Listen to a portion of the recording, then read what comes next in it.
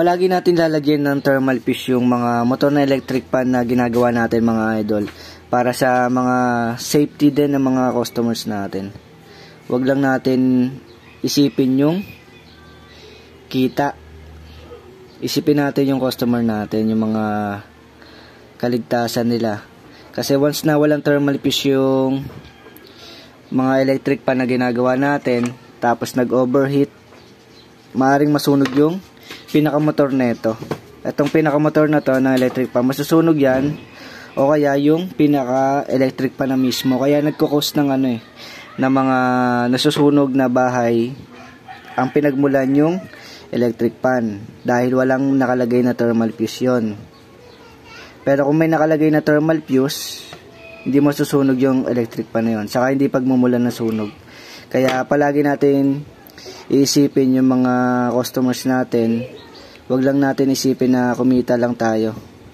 Kasi sa atin din nakasalalay yung mga kaligtasan ng mga natin customers dahil sa mga appliances na ginagawa natin. So sa mga hindi naglalagay dyan ng thermal fuse mga idol, ugaliin nyo na maglagay ng thermal fuse mga idol para maging safe yung mga customers natin. So ito yung pinaka thermal fuse nya. Yan, nilagay natin dito sa may coil. Diyan. Dito sa may ilalim. Kasi yung iba naglalagay nga ng thermal fuse pero hindi siya nakadikit dito sa mismong coil. So useless din yun mga idol kasi hindi siya hindi maano ng init.